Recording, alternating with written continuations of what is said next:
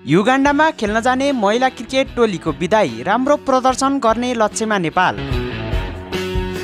यही मार्च 8 देखि युगान्डामा सुरु हुने 4 देशीय महिला T20I श्रृङ्खला खेल्न जाने नेपाली क्रिकेट टोलीको विदाई गरिएको छ। नेपाल क्रिकेट सङ्घ क्यानले बुधबार मुलपानी स्थित क्यानको कार्यालयमा एक कार्यक्रम आयोजना गरी टोलीको विदाई गरेको हो।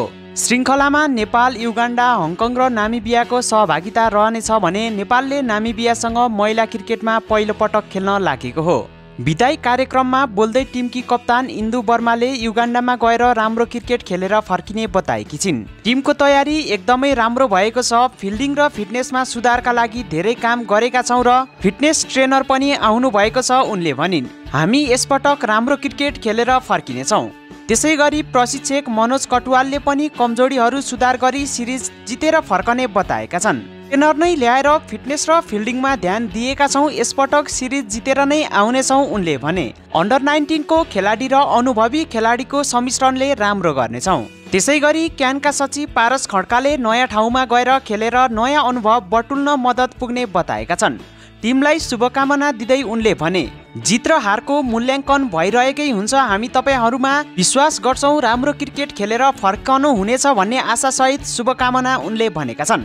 नेपालले मार्च 8 अर्थात् फागुन 24 मा नामिबियासँग खेल्नेछ भने फागुन 25 मा युगान्डासँग, फागुन 26 मा हङकङसँग खेल्नेछ। त्यस्तै फागुन 28 मा नामिबियासँग र फागुन 29 मा युगान्डा र 30 मा हङकङसँग खेल्नेछ। यी सबै खेलहरू सकिएपछि शीर्ष 2 मा हुने टोलीले फाइनल खेल्नेछन्।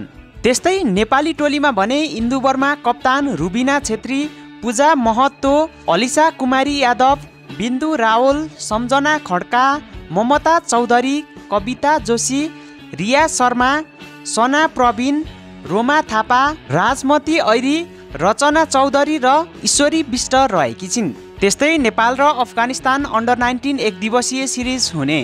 नेपाल र अफगानिस्तानको अन्डर 19 टोली बीच अर्को महिना युवा एक दिवसीय अन्तर्राष्ट्रिय सिरिज हुने भएको छ।